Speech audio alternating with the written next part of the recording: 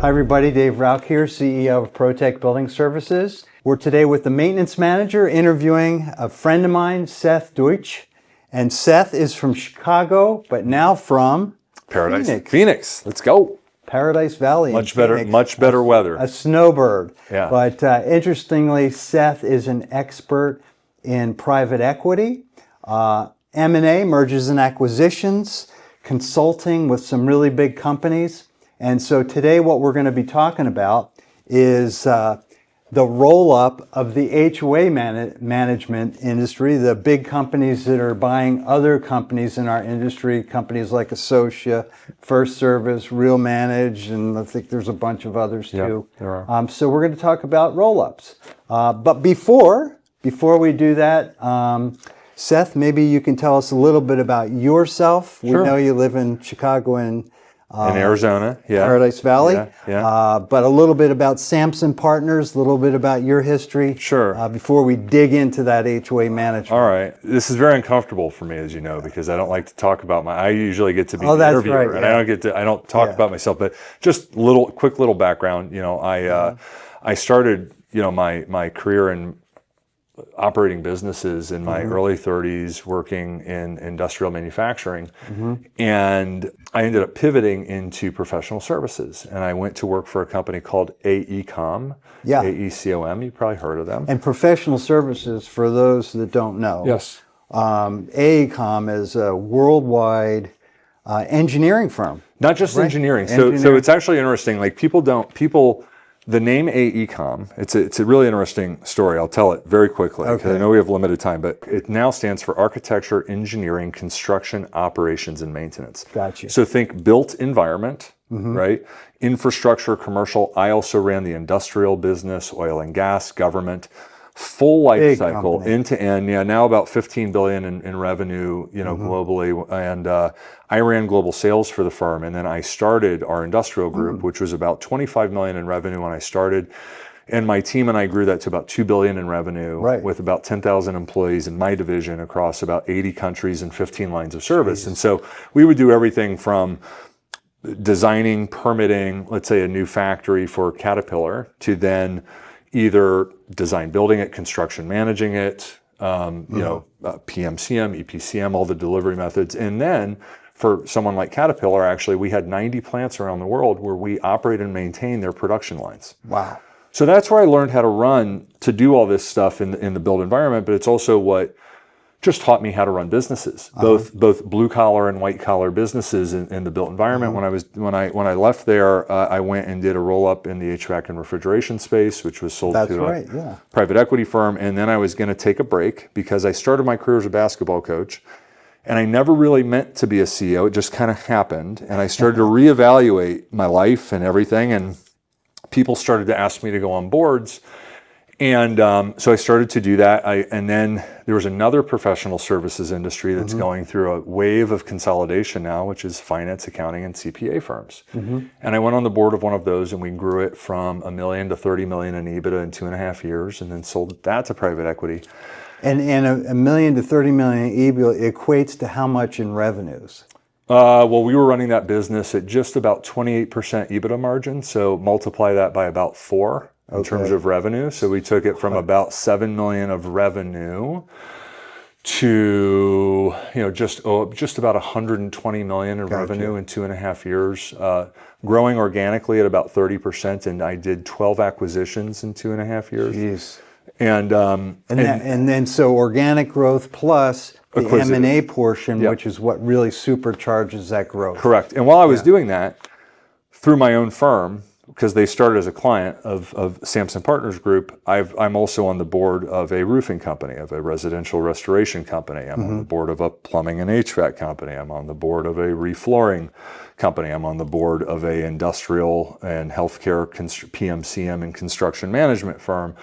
And I'm also on the board of one of the first firms in the U.S. that is consolidating the consumer legal space through alternative structures that have opened up, part of that through Arizona, and there's some other things to do that. And so I now, run this little boutique say we run it, but I now have a little boutique consulting firm, and we're here to help people. Yep. But I want to go back real quick because we met in Chicago last year, and we got to know a little bit about this legal roll-up situation. So again, before we get to HOA management company roll-ups, I'm just fascinated by the legal roll-up. So the company, one part of the company was in Canada, but then it expanded down in the U.S. with 60 offices or whatever. 35 offices. Have any other law firms been rolled up? I mean, is that a new thing in the legal industry? It is.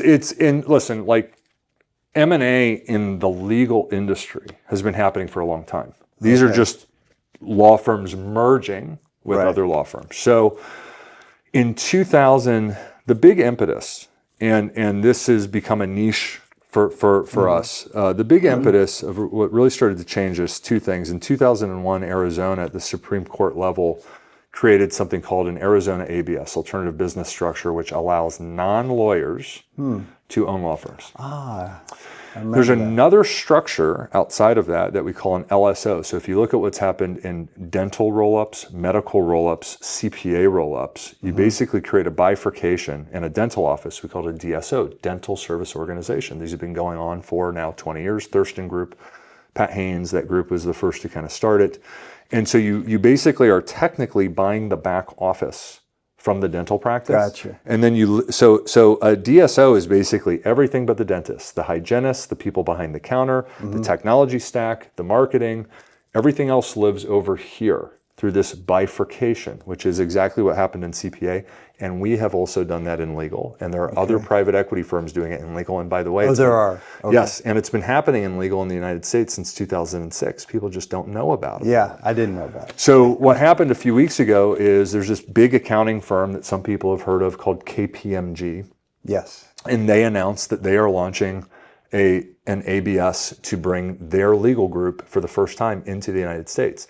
What most people don't know is that KPMG has 3,700 lawyers that work for them outside of the United States. They've already vertically integrated into legal. And so they were the first CPA firm to announce this. About 2 weeks later, a friend of mine, Andy Kvesic, hi Andy, announced that he would be merging his ABS with Aprio, which is a CPA roll-up. And so this whole market is unfolding. Now, we focus on the consumer legal space, personal injury, estate planning, these types of things. But I would tell you that it is so much fun to take 25, 30 years of what I've done across multiple industries, and then to be able to help founders like Todd and Fred Litwinick, who are the founders of our legal platform, Litco LSO, who had this vision of doing this, and to be able to help them realize that vision by teaching them about private equity, by teaching them about mergers and acquisitions, by teaching them really about then how you govern and how you learn to lead and develop a team when you go from just building and running your own business to then saying, you know what, I want to bring other families under this umbrella. Doing transactions, I don't mean to trivialize it, raising money and acquiring another business is somewhat easy. Once you buy it, you own it. The integration. Integration, and the hardest part of integration is cultural. Yes, absolutely. Right? And so I was groomed by a gentleman by the name of Alan Crucy, who was the head of M&A at AECOM. Alan was a former CEO. He's been on the board of Comfort Systems for 20 some years, which is the most successful publicly traded HVAC company in the world. Alan taught me how to do what I do. Dick Newman. That was the company you went to after AECOM? That was at AECOM. Alan was there. Dick Newman, John Dionisio, Mike Burke, Jane Chmielewski. That's where I really learned how to do. I learned how to run a business at Eaton. I learned how to successfully execute buy and build strategies at AECOM. And then over the last 15 years, I've learned how to take those lessons and apply them to small and medium-sized businesses. Fantastic. That's the story. And so Samson Partners, helps companies obtain a private equity partner, helps companies with M&A strategies, helps companies with what other things? Here's how I'd How the best look at that? yeah, here's how I'd phrase it. We have two types of constituents that we serve. We have founder-led, non-private equity-backed businesses that want to grow and transform. In addition to however they've been growing, they have now decided that they want to do this also through M&A, but they've not done it before. And at some point in time, they might need to or want to bring on outside capital to help them achieve that growth. Private equity. So we take care of all of that for them. The other side of our business is private equity firms who are typically anywhere between 250 million of assets under management, sometimes up to 10 billion of assets under management. Usually it's firms with between 250 million to $1 billion of assets under management. Right. They don't usually come from operating companies. And so when they buy founder-led companies for the first time, they need people like myself and my team who have been in that seat as operators to come in, usually as board members, to help them and the founder achieve their goals. But at the end of the day, our job, no matter what, doesn't matter if it's before private equity or after private equity, our goal is to help the team achieve their vision. That is it. What a cool business. What a cool way to spend the day. Yeah. I know that some of our viewers, and we have HOA managers, board members, HOA industry professionals, developers, are not that familiar with private equity. Yep. And so I just want to real quick kind of maybe ask you to lay out. I know you're associated with Adam Coffey, who wrote Private Equity Playbook and Empire Builder. Yep. Great books. Yep. But maybe you could just kind of lay out the different kind of private equity companies. You know, at the top of the pyramid, Sure. KKK, Blackstone, BlackRock, and it goes right down from there. From the billion-dollar companies that are bought and sold down to smaller companies. So if you of course can speak to that for a sec. And I guess the way to think about private equity is as it's not publicly traded. It's funny. So I was picking up a friend from the airport the other day. He just bought a jet. I don't have it like that, but he's got it like that. Okay. And I'm sitting in the parking lot waiting to pick him up, and I noticed this van. And I'm like, oh man, that's really interesting. That's a really interesting segment of the janitorial space I've never thought of. And what they did is they do detailing for private jets. And I'm like, you know what? I bet there is a company like that in every city where there's an FBO, right? And I'm like, I wonder if anyone's ever rolled that up. And I start emailing my now, just imagine that you and I had that idea, right? And you and I decided, let's go figure out the one that's here. You know, I'm sure there's a little private aircraft center here somewhere in Rancho Santa Fe. Well, in Carlsbad. In Carlsbad. Carlsbad. So I bet you there's a company there that's doing jet detailing, right? Now, let's say you and I decide we want to go buy it. Now, what we might do, let's say we don't have all the capital we need to do it. We might, Bill and Melinda Gates live around here, right? So we might just call, hey, Bill and Melinda, right? You mind, throwing in some money to help us buy this? Sure. That's private equity. Yeah. Just think of it as you're buying a private company and you're using outside capital, right? Because you don't, as opposed to taking a loan. Now there's debt involved in this too. Now, so private equity at the biggest, and we're at the biggest size, right? KKR, Blackstone, Carlyle. The big boys. The big boys. They're deploying billions of dollars that they've typically raised from pension funds. Right. And so, one of the firms I work with, these guys at Great Range Capital, most of their money comes from the firefighter and teachers pension fund in the state of Milwaukee. That's who they're investing in. Now they're in what we call the lower mid-market, buying smaller companies, hoping to grow them to then sell them to, let's say, CIVC partners or Summit partners or Audax, this group above. And then typically what will happen, someone like Audax right, might sell a company to Blackstone. And then Blackstone might take it public. They might keep it private. There's a level above them. It's called a sovereign wealth fund. Yep. Right? So private equity. That's the Michael Dell and the Bill Gates and Saudi Arabia. Saudi Arabia, right? So like it just keeps going Yeah. and going and going because, you can actually, while private equity hold periods are short, the only way that a private equity fund they have to get a return for their investors. So typically they are owning a company and working with a founder for, let's say, anywhere between 4 to 7 years, Right. 5 on 5 average. years. You then achieve that initial goal that you set out and you want to keep going. Well, they need to provide a return to their investors, right? And so what they do is basically think of it as then trading to another private equity firm. But it can start right here, right? And so I work mostly not with the Blackstones and the Carlyles. They got a whole bunch of people that are a lot better than me, a lot smarter than me, on their bench doing big company stuff.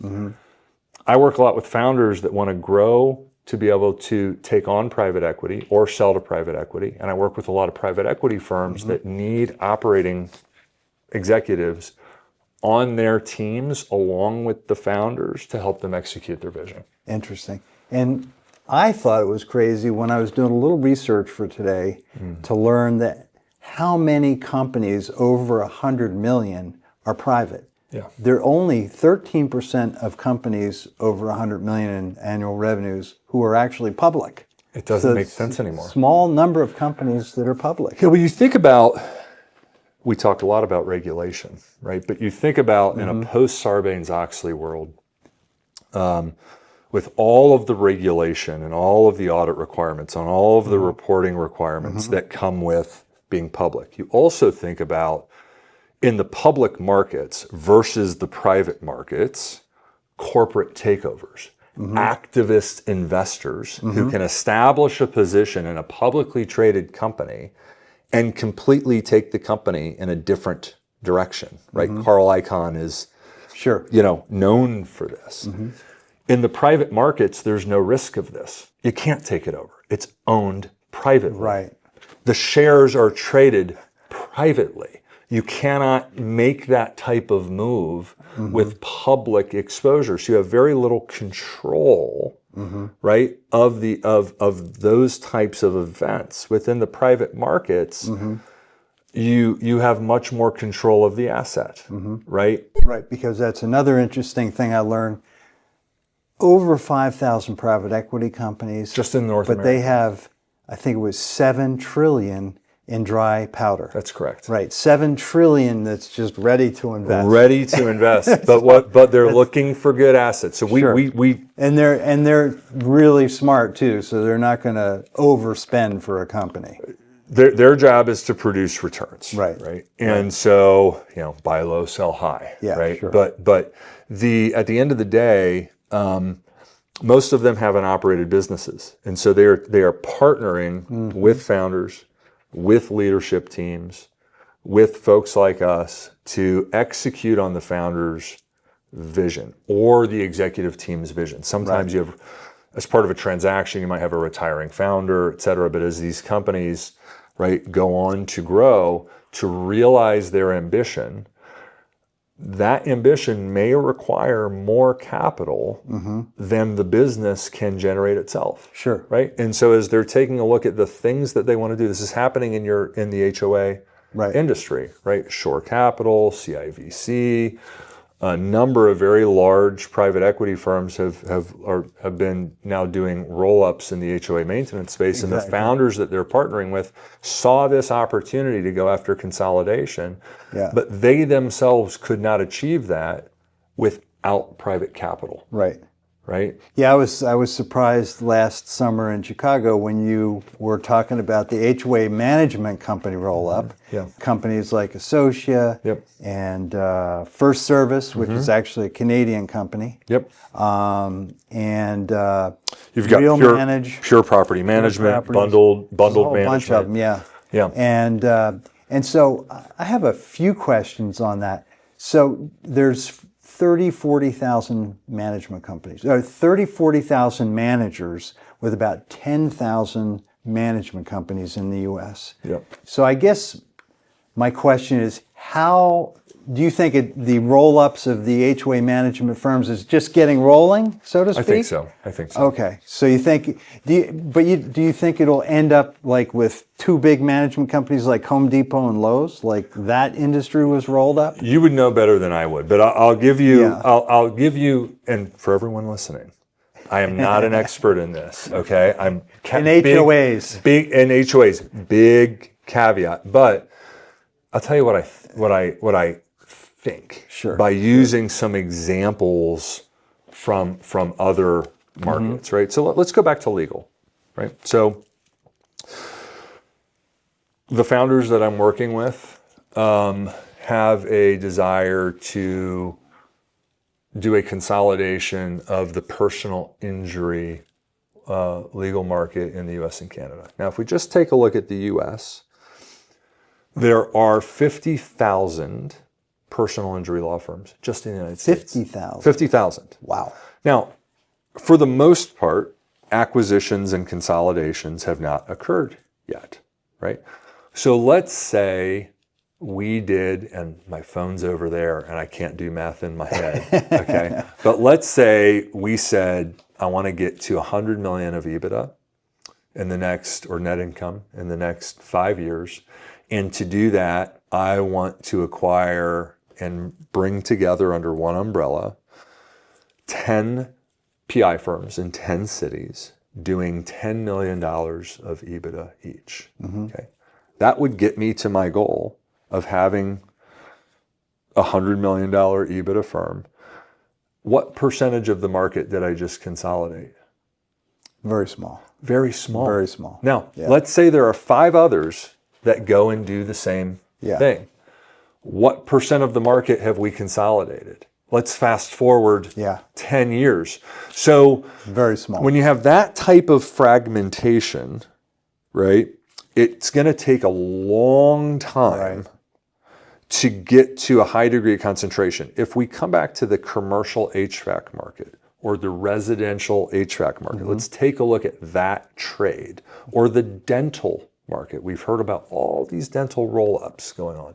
It's been going on for 25 years. I think that dental within the private equity category is maybe now 20% consolidated, 80% are still owned by independents. Okay. If you take a look at the HVAC, commercial HVAC market with all the consolidation that has happened, think about Comfort Systems, largest publicly traded HVAC, MCOR, these types of firms. This has been going on for decades now, right? And and I think there are probably 70 private equity-backed roll-ups of commercial HVAC companies.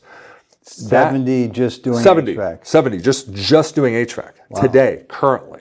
Then you get the publicly traded ones, and that's just in the United States. Interesting. They probably represent about 8 to 10% of the market. Okay. So now, so that answers my question. So listen, I can't tell you where it's going to go over. I can't tell you where it's going to go over a 20-year horizon. I think that the market will consolidate. I'll come back to personal injury. So I think it's about 15, 20 years ago now, the United Kingdom deregulated the legal industry. When we say that, I mean they allowed non-lawyers to own law firms. Then it happened in Australia. So if we take a look over 20 years, what happened in the personal, I'm just going to focus on personal injury. There's corporate law, there's divorce law, there's all types of, all types of law. But if we just take a look at that sector, pre-deregulation, just in the UK, 1,200 law firms. Now, personal injury law firms, now 200. Interesting. Right, so now, did it shrink down to 2? No, it went from 1,200 to 200. And what we talk about in that market, when this happens, one of 3 things is going to happen. Especially in that which is a consumer industry. You will become an acquirer, you will be acquired, or you will be marketed out of existence. Right. Those are your options. And that's a great segue into my next question. Sure. Great segue, because, there's probably a number of HOA management company owners that haven't been rolled up, but know all about what's going on. And they're thinking about it. And they're thinking about it. And so if you were an HOA management company owner and you wanted to sell your business, whether to private equity or somebody else. Or you might want to merge with your buddies. merge. You might say, hey, So- I've got 4 of my buddies are doing this across the city. Why don't we put ourselves together, get bigger, and then sell to Right. private equity? So my question is, and I sort of know the answer, but what are the 4 or 5 things that private equity firms look for Yep. in a company that is ready to grow or wants to grow? I'm glad you asked. It's funny. You've attended my M&A class, and we are launching a new class this year called Preparing for Private Equity. I've worked with over 200 private equity firms in the course of my career. I've done over 70 acquisitions. I've done over 15 platforms. So I know exactly how they think. So I can tell you, I know their scorecard. I know how they evaluate a business. In every private market, in the public markets, you can just go and say, what is the PE ratio? What is a company trading for? What are their other cash flow? And you can take a look and say, okay, what's their stock price? What's their stock price? What's their stock price, right? In the private markets, this information exists as well. You just have to pay for it, have access to it, et cetera. We have access to it. And so I can tell you in pretty much any blue collar trade or anything in the built environment, and then other sectors as well, depending on a set of criteria and how well you're doing on those things, there is a known trade range for assets. Gotcha. For example, I deal in Trade range being the what I mean by is a multiple of earnings. A multiple of earnings. Right. Right. Sometimes it's free cash flow, sometimes it's earnings. Usually in private equity, it's a thing called EBITDA. Let's not get into all that, but let's just say earnings. And for different industries, it's a different range, right? For like residential HVAC, on the low end, it's 4 times, and on the high end, it's 18. For a segment of the market that I've worked in called fund administration, which is the back end outsourced finance and accounting of a private equity firm, those firms, depending on some of the factors we're going to talk about, will trade for anywhere between 10 times to 23 times earnings. Now, at the end of the day, what are the big things that determine these ranges? What it all comes down to at the end of the day, the biggest factor is the predictability of future cash flows. Right. So a fund admin company can have anywhere between 10 to 25 years of backlog, contracted backlog. That's a high degree of predictability of future cash flow. Yep. An HOA maintenance company, depending on the number of doors that they have. Management company. A management company. Yep. Management company, depending on the number of doors that they have under management. And then, for example, the client concentration. Client concentration is a big thing. Typically, when you look at, there's one thing which is size. Are you doing a company that's doing $500,000 of earnings versus 20 million of earnings? That creates a big delta in valuation. Sure. So number 1, size. Revenue size.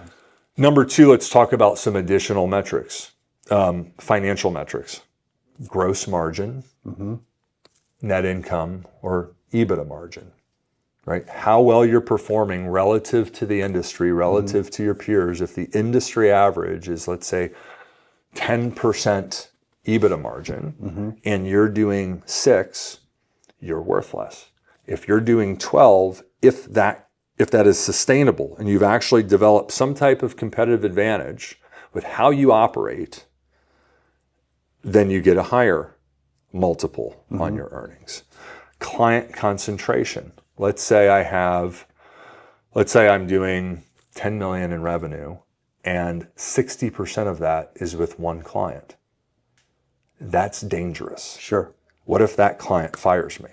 Even if it's one client that has 30 properties, if that client decides they're going to outsource to a national aggregator and displace me, high risk, high client concentration risk. So what we typically say in the trades is that you want your top 10 clients to make up less than 20% of your revenue. Right.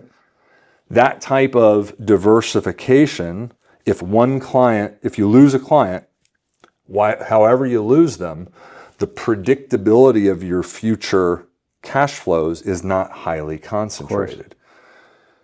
Employee turnover is very important. Client turnover, Wage inflation, these types of things. And and then your organic growth rate. So, if a market is growing like across all markets, let's say like HVAC, for example, commercial HVAC in the United States historically over the 20-year average averages 4.8% organic growth.